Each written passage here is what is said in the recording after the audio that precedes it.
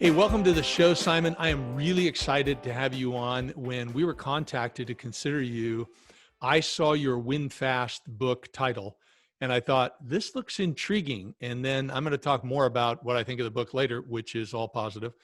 But please let the audience know a little bit about your background and what you're doing today, please.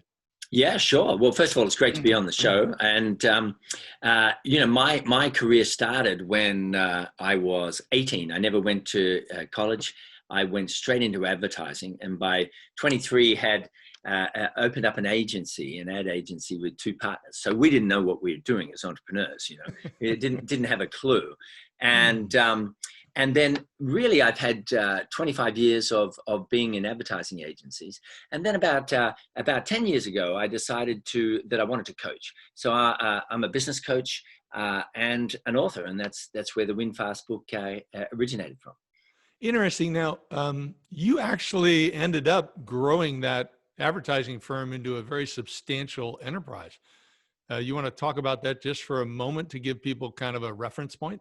Yeah, sure. So I had owned agencies, quite a few, 4 or 5, up until the year 2000. And in 2000, I raised some capital, and we ended up growing an agency group to over 8 years to the 14th or 15th biggest marketing services group in the world, which consisted of 54 companies in 14 countries and 6,000 staff. So quite a few people, quite a wild ride.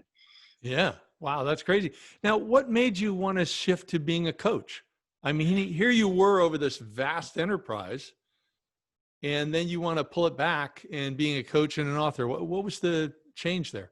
Yeah, well, that's a great question, and I think there's 2 answers. The first is that I had moved to the States with my wife, and I didn't really want to open up another company again. I'd literally been a business owner since 23, and I'm 55 now. So what I wanted to do was do something that didn't involve a lot of staff, didn't involve leaving home and going to an office. And so I thought, well, coaching would be interesting. And then the other part of it is I've always been intrigued by why some businesses go really well and some businesses don't, how some people can take a pretty ordinary idea for a business and make a fortune, and other people can have a brilliant idea for a business and do really poorly. And so it intrigued me, and I do enjoy contributing to people. So it was a combination of lifestyle and passion, I guess, that made me start business coaching. And what type of people do you typically work with? And help them achieve? Yeah, it's a ridiculous variety. So, for example, currently I have people with 0 income who are looking to start up. I have someone who turns over 500 million in revenue, and I've got everything in between. My typical entrepreneurs normally, under 5 million in revenue. But a huge variety of every industry, of every personality as well. Well, you must help them achieve a variety of breakthroughs, but what are some of the common ones? Well, look, I think the main one is I have never met anybody who is optimizing their company when it comes to growth, when it comes to sales, when it comes to marketing. And I have dealt with some very wealthy business people. Closest I came was a guy who is worth about 100 million, who was one of the founders of Big Commerce, which is a very fast growing company worldwide. He knew almost everything that I suggested, but not everything. So there's always stuff you can do, but it's usually at the front end of the sales and marketing process. Interesting. So I'd like to talk about your book for a little while. So I get a lot of people on the podcast. I rarely have time to read an entire book of what they've written. Often they've written a book. Yours really intrigued me, though, by the title, by Win Fast. And then from my perspective, one of my favorite books, I have many, but one of them is The One Thing by Gary Keller.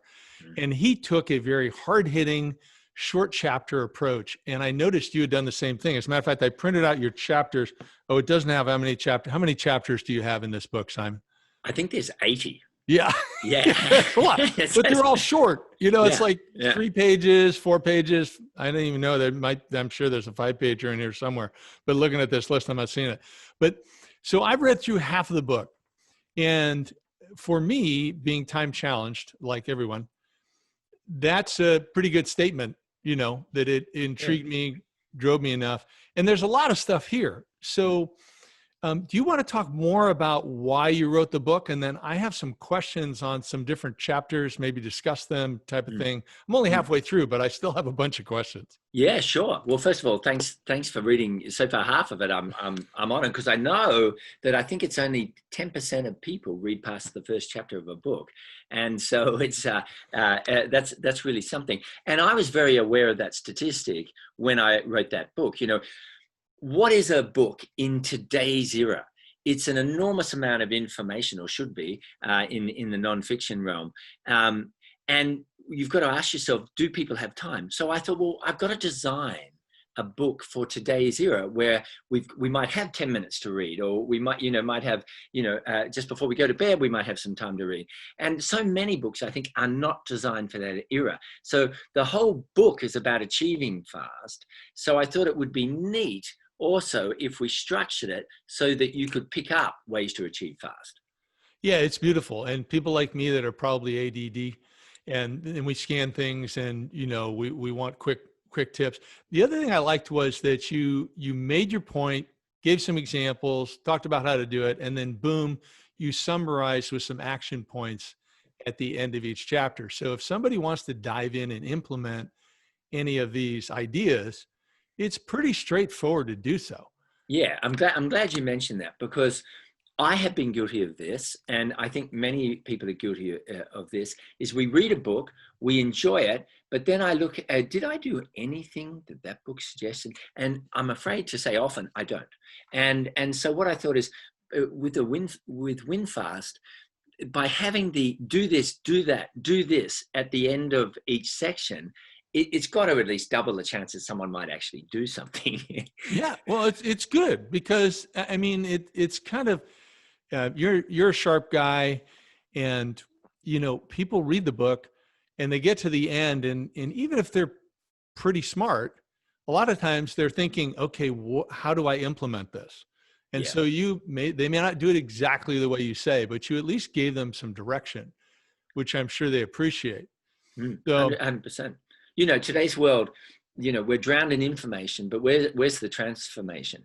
And so I think any teaching, whether it's a book, it's a video, it's a course, or human coaching, it's, you know, we've got to always say, okay, what's the next step? What's the transformation? What's going to change for the better? Yeah. And then, so you've got the learning piece, you got the transformation, what action you're going to take. And then you've got what you do in coaching, and what great leaders do is, where's the accountability to check in, confirm the change is happening, be the greatest cheerleader, and hold them accountable and move it forward. That's so true. You know, I think that you could have a business coach that tells you nothing the whole time you're with them, but just makes you do what you know you should be doing already, and your business would go through the roof. So I think it's so true what you say about the whole accountability piece. Yeah. Now, I noticed it was really interesting when I read your information. One of the most intriguing, I think you offer up like 5 in your summary of the Win Fast. The first one might be the using a timer all day. And it's your first chapter in the book. And it's incredibly powerful, your approach. Would you please describe that approach? And then I'm going to have maybe some questions for you. Yeah, sure. So I was really affected, and still am, by Parkinson's law, which is Northcote Parkinson came up many decades ago with a concept which is profound in my opinion, which is that work expands to fill the time allotted for it. Work expands to fill the time allotted for it. You got 30 minutes to do it, you tend to take 30 minutes. So why don't we just make that 20 minutes and see how you go? And, you know, so many, if we push ourselves more, we normally get we will meet that deadline, or will at least be a lot faster than if we had a large amount of time to do it. So the purpose of the timer is severalfold. And just to explain to the listeners and viewers, I advocate that whenever you do a task, you set a time for it, and then you click that timer on your phone and get to work.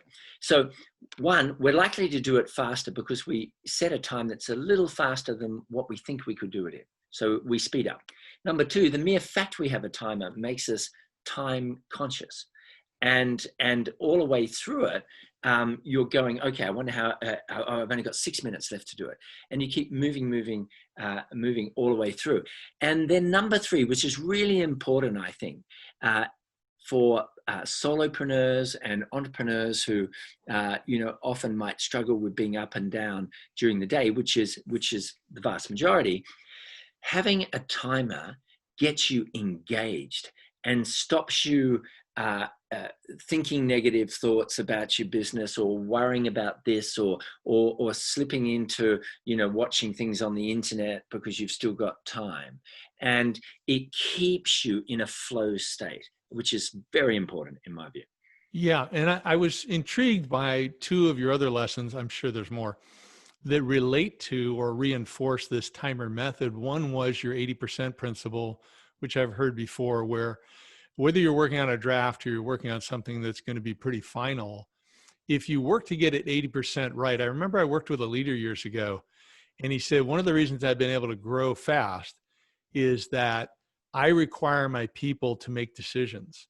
And what I do is, if they're 80% right and it's not going to hurt us, I don't nitpick. Yeah. I go with it and let them learn from it. And have you found that to be true also, that it helps not only with ourselves to look for 80%, being 80% our best or 80% right, but also in how we're managing our people?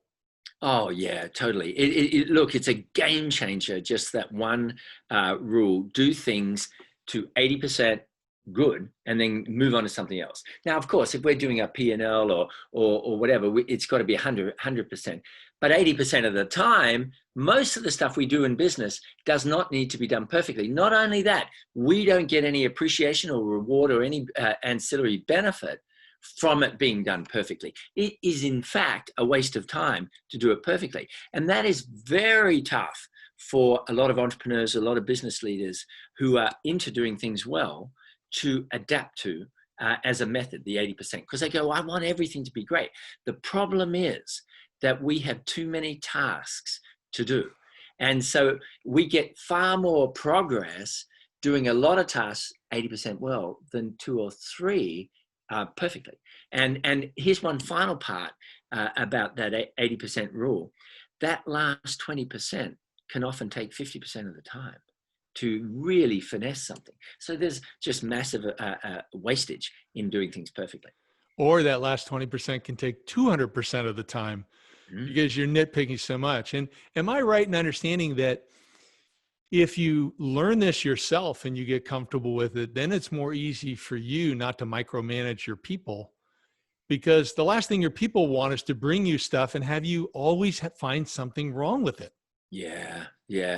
Isn't that the truth? And this kind of low-level business leader thinks that they're being fantastic, being really effective, catching things that are going wrong, but it's diminishing the self-esteem of the person under them. It's getting rid of their independence and ability to do things by themselves. They become dependent on the leader, and as you say, it just leads to this slow moving organization. And it's just endemic, unfortunately, in today's business world.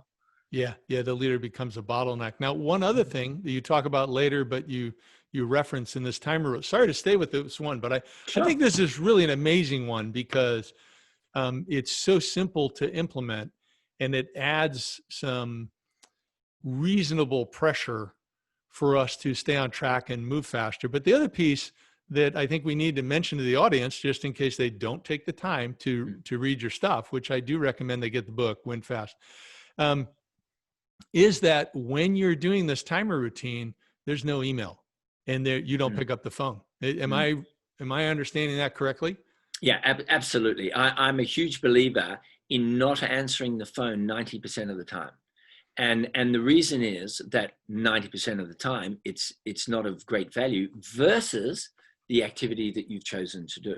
So absolutely, during those blocks, you block out not only the email, not only the phone, but the closed door as well, so that your staff aren't interrupting. Very, very important. Yeah. Yeah. When I teach my clients this, I call it stealth mode. They're like a stealth bomber. They're there, they're powerful, they're dangerous, but they will not be interrupted. And I literally have had one leader I taught was a controller or VP of finance, whatever she was. And she had a glass office with a door. Mm. And she put a printed out page on the door saying, I'm in stealth mode. I'll be available in an hour, 4 p.m., whatever it was. Do not interrupt me. If you need something, go talk to so-and-so. And how do you think the people responded? What they do? They still tried to get through the door. Yeah. So she locked the door. Yeah, right. She locked the door. And when they'd knock on the door, she'd just go, no, there. She wouldn't even pay any attention to him. And she said it was incredibly productive. Yeah. Yeah. Yeah. Well, I think it's really smart of you to call it something like that, like stealth mode, because it just shows in one word, people get, this is not someone who just wants to be alone. This is someone who's doing valuable work. This is someone who's really pushing themselves. I got to leave them alone. So yeah, love that technique. Yeah. Now the next chapter, I'm not going to go through every chapter, but I do have a lot of these marked. Make your mobile phone your coach. So that was interesting. Talk about that a little bit. And I don't know whether you've got things on your phone that are sayings that you look at that you'd want to share, or maybe one of your clients, what they had on their phone. Yeah, sure. So the idea there is that, and this is an overarching feeling that I have about entrepreneurs in general, is there's a lot of emotion, arguably negativity and worry that occurs in an entrepreneur's life, for the very simple reason that there's so many things going wrong. Because you're the head of every department. You're not just in one department where that one area is going wrong. There's a million things going wrong with the company, even with a fast-growing, highly successful company, and arguably even more when it's fast-growing. So as a result, I believe we as business people need to spend a longer period of time, a much more emphasis on keeping our mind positive, keeping our minds supporting us. And so the idea with this technique is that you type in on your phone, you might set alarms various times during the day, and you can, on most phones, you can type in words that support you. Like, you can do this, you've got this, stay calm, be zen, sharpen up, stay sharp, believe, be upbeat, all those type of expressions. And what's really cool is during the day, you can just set and then reset it for 12 hours later. You get these reminders which function a bit like a motivation coach, like a sports psychologist, reminding you to get back to being in your optimum mind state. It makes perfect sense to me. And also we all have, and I think it's worse than ever today, because we have so many media messages and entertainment messages that we're not good enough and that we need to judge others so we can feel better about ourselves. I think it's so much more important today to fight the negativity committee in our minds. Yeah. Giving us those negative thoughts. And so this concept where 3 times a day or however many times a day we feel we need it, we can have a little message. Maybe it's something like you mentioned. Maybe it's a quote from someone we really admire, whether it's from the Bible or Dr. Martin Luther King, or whether it's another Nelson Mandela or another inspirational person. Maybe it's from our father or our mother or a friend, but it's just like, hey, just to remind us somebody believes in us and to stay focused. I thought it was a great idea.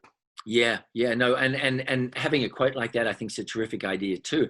In fact, I remember in where I came from in Australia, the guy who became the most successful person in real estate in Australia, I went to school with. And so I got to walk around his company in the first year when it had just started. And he had by his desk that famous quote of Henry Ford's, and he has kept it by his desk for decades: whether you think you can or you can't, you're right.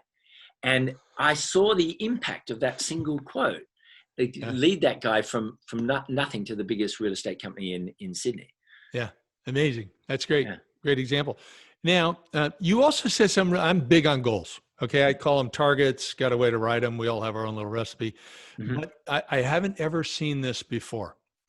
I have encouraged my people to look at them one time a day, look at their goals daily. You say, look at goals 3 times a day. I'd like you to talk about that a little bit. And I have some questions for you.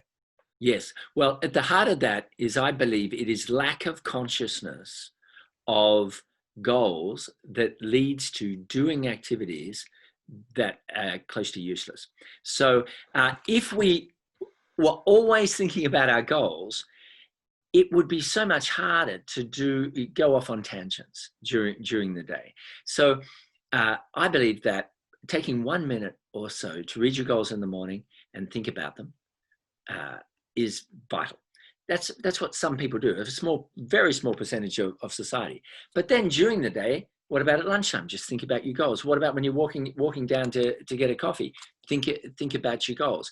I set as a target in my list of things that I try and do each day, three times going through your goals. Now, if you do that, the interesting thing about it is it doesn't take a long period of time to do that. Like, I might do it while I'm shaving. I might do it while I feeding the cat or something. But it keeps me conscious of what's important, and it's the doing of what's not important that has led to slow growth for so many businesses. Yeah, and that's what really struck me in reading this. Now, I've been doing this work since 2006. Okay, or I started writing about it. Searching, actually, I started my search on leadership because I realized I had leadership attributes, but no skills. That was a problem, big gap.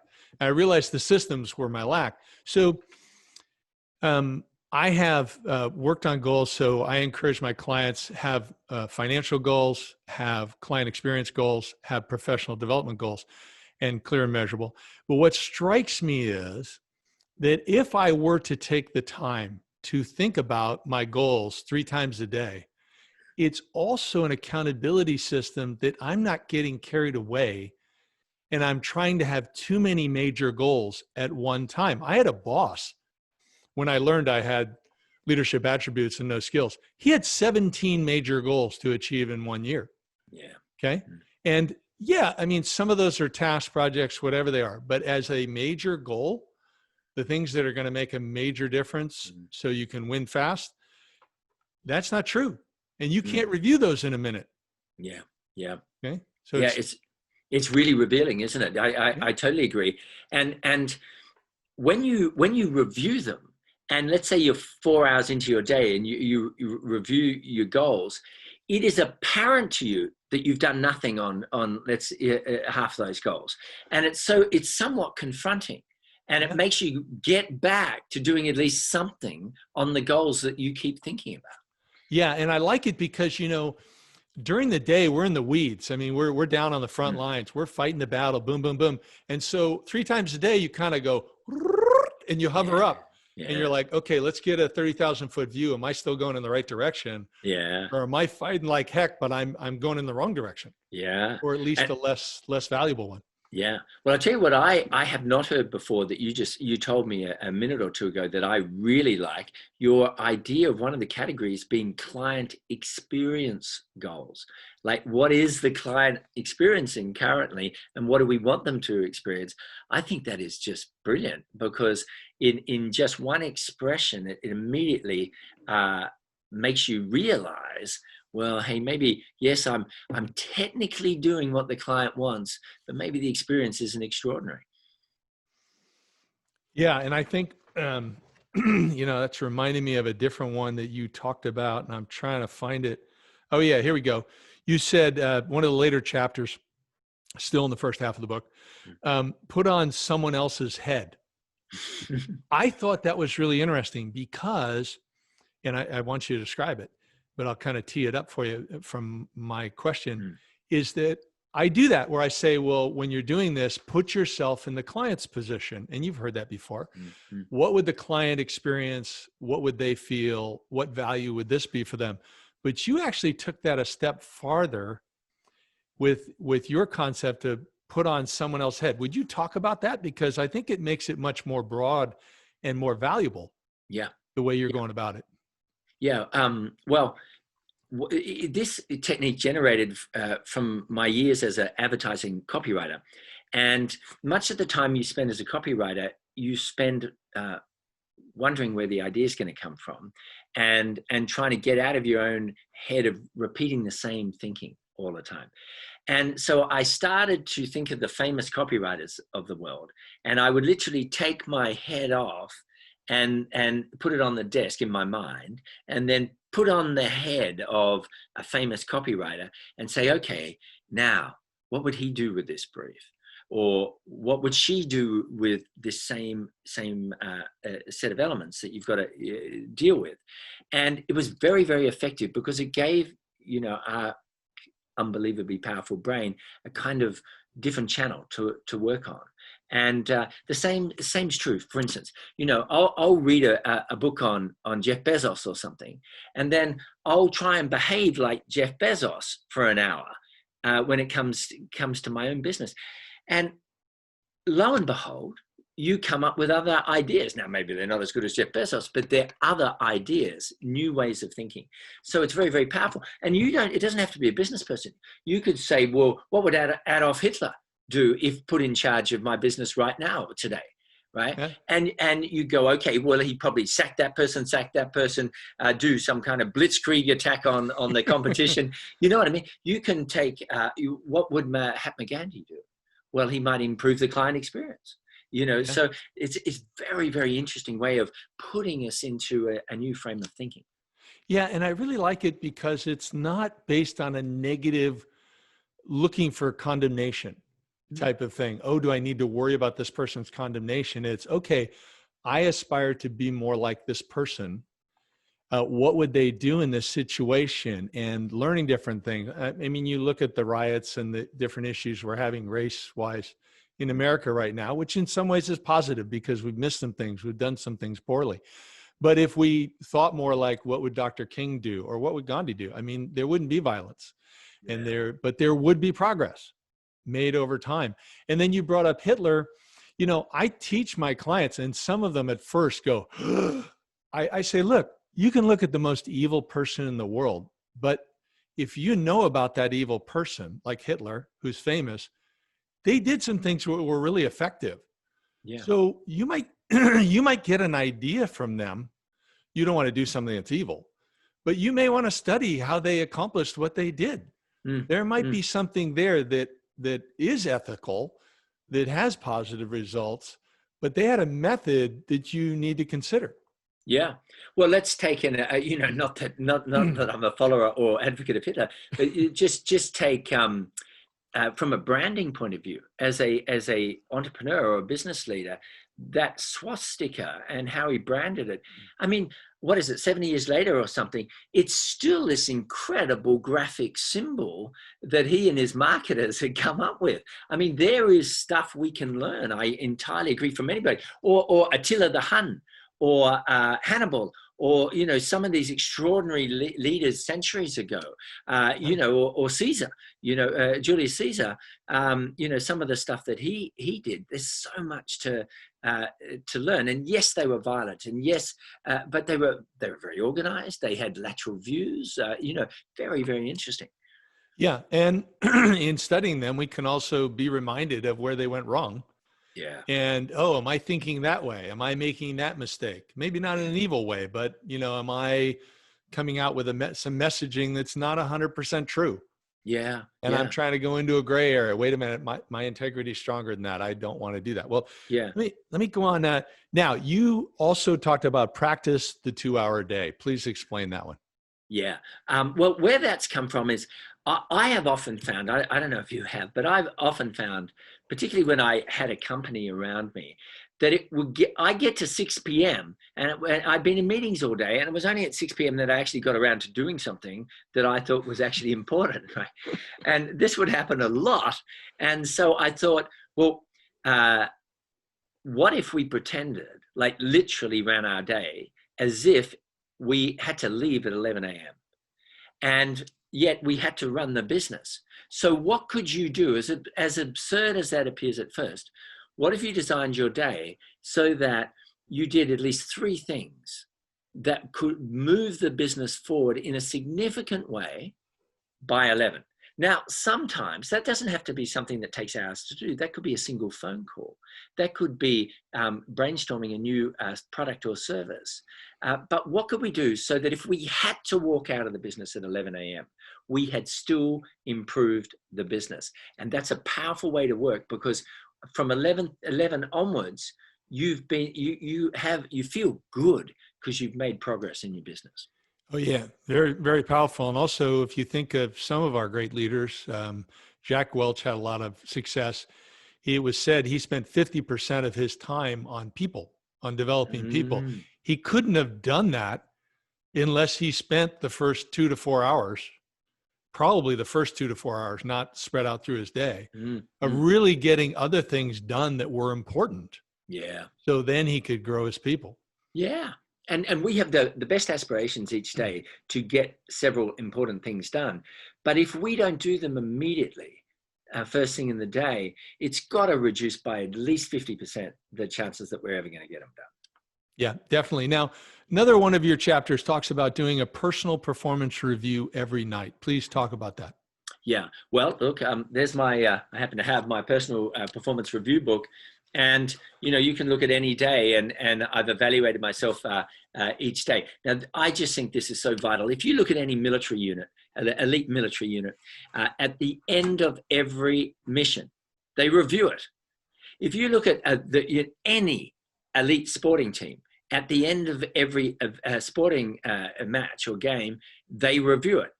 So how crazy is it that in business, day after day will go by where we're often, as entrepreneurs, struggling to grow our business, but we do not review our daily performance. It's crazy. As Thoreau said, the unexamined life is not worth living. To not evaluate what you're doing is to live in a fog, is to live in a massive lack of clarity. But correspondingly, if you just at the end of the day go, what's 3 things I did well? Well, first of all, that supports you and makes you confident that you are making progress. And then what's one thing I could do better? That's it. And then what I do is I keep it in my desk. And in the morning, I read the good things I did yesterday. Because sometimes, you start work and you don't feel that good. So I read that. And then I remind myself, don't do this again. That one thing that you didn't do well. Right? And just that only takes a couple of minutes, really transforms your effectiveness. Well, I love the 3-to-1 ratio. I love that. That's great.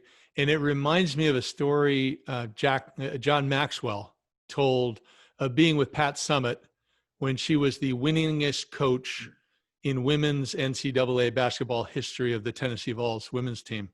And he was with her for the game, and he got to go down with the team at halftime. And so once again, I'm talking about transferring what you're teaching to our people, because first we learn it, we do it, then we transfer it to the people. And he went down with the team. Summitt didn't come into the halftime meeting right away. Maybe she was being interviewed. I don't know. And he said he watched, and one of the players walked up to a whiteboard, drew 2 lines, and wrote good, bad, change.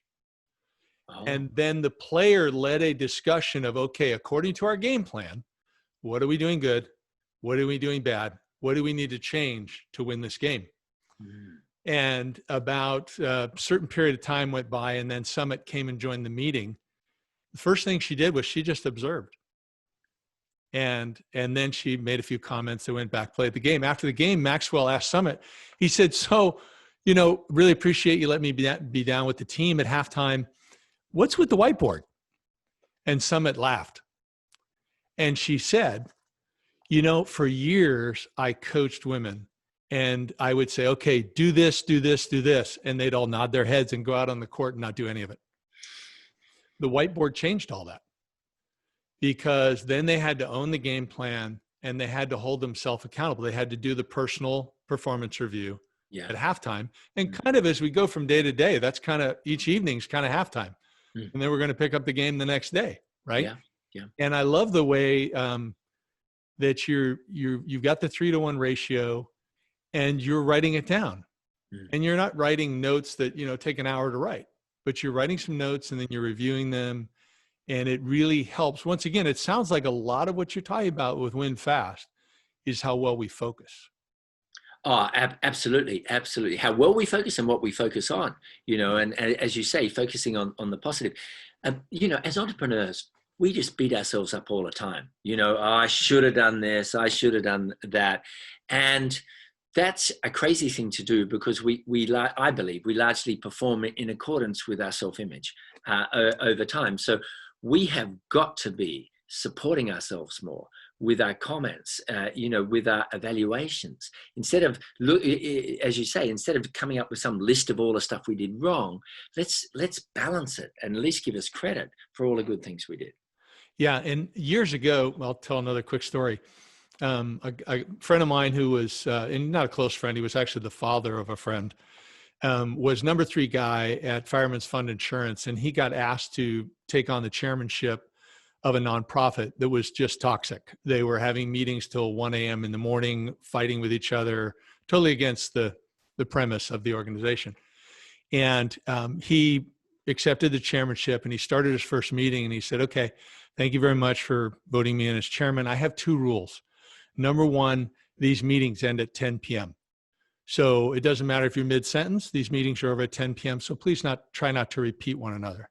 And number 2, before you can say anything negative, you have to say 3 things positive. Wow. And then he just enforced those 2 rules. The organization turned around right away and, worked things out, got back on track. And it didn't strike me until just now. It's the same ratio you just mentioned. Yeah, absolutely fantastic. Love that. Yeah. And that 3-to-1 ratio, Gallup did a research study of 4 million American workers, and they found out that, I forget the exact percentage, but it's in the 60s. So 63, 65% of them had not been told they've done a good job for over a year. I mean, just crazy. And the number one thing Gallup found that they most wanted was appreciation. Above salary increase was appreciation from their boss. Yeah. It's very true. And I when I teach that to my clients, I add the concept. I say, you know what? I think the statistic's wrong. I think they actually got a compliment, but with the compliment, they got corrected or reprimanded. And so the compliment was forgotten. They said, hey, you did a nice job on this, but if you'd done it this way, it would have been a lot better. Yeah. You did a nice job on that, but if you'd done that with the Jones situation last week, then we wouldn't have had all those problems. Compliment's gone. So true. Okay. Now, Simon, I just want to warn you, we got about 5 minutes to go because I know you're on a tight schedule. I'm nowhere near the end of my questions, but is there anything you wanted to bring up? I do want you to mention at the end here how people learn more about you, but is there anything you wanted to bring up before I just grab a couple other questions I have? Well, just overall, I want to say this, that the Win Fast book is about a way of thinking. Yes, there's techniques, but the way of thinking is really important too, I believe. And that is to make being productive, being super productive, the primary goal of your day. So most people, their goal is always different. I'm going to do this meeting, or I'm going to write this report, or whatever. But I believe above that, you should have a primary goal of being productive, because all those other goals will largely be handled if you keep that first goal in mind. And it's when we get into the reads of detail of other stuff that we often forget the core thing that will make us achieve, and that's to get things done. And that's what I want to say the book is about most of all. So I have an idea for you. Option. So I'm only halfway through the book. You got 80 different things here. But here's what I'm like to suggest to you. I'm reasonably successful, haven't hit it out of the park. Okay, learned a lot, and I think I'm a good coach. Mm. However, I'm thinking I'm going to take your challenge that you've got in this book. I'm going to finish reading the book today. I'm going to lay out my plan on the parts I'm going to implement, and I'm going to hit it hard for 30 days. Do you want to come back in 30 days, and I'll tell you what I learned? That would be fantastic. I'll be your guinea pig. No coaching from you. I'm sure I'd do much better if I had the coaching from you, but I'll take it as though as a reader. And I want to encourage all our listeners, go out and buy this book, Win Fast. I mean, it is so easy to read. There's so many hard-hitting things. It's a great thing for you to develop better habits to be the best leader you can be. And I'll be the guinea pig over 30 days. Well, I love that. Try to apply it. And I love it for two reasons. First of all, that you're going to apply it, which is just wonderful that, rather than just read it. But second of all, because you're a top level coach yourself, I will be able to watch something very fascinating, which are the techniques for, obviously, more than virtually anybody on the planet about this field. So I'll be fascinated to see how you in particular, what you find most valuable out of the techniques. Yeah, and I'll be very candid in 30 days. Yeah. I'll say, here's where I started. Here's where I am today. I don't know whether I'll do some weekly mentions in my newsletter or whatever of my progress and stuff, but I think it'll be great for our listeners I haven't done this before. Okay, we're like at 130 podcasts. We've done that type of thing, different guests, and a lot of them are great. I haven't done this before, but I'm very intrigued by your book. So I think it's particularly important for people during this time of COVID, where we're really struggling. Okay.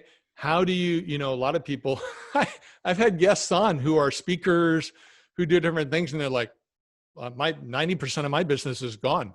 Yeah. Everything just closed down. So, what do you do now?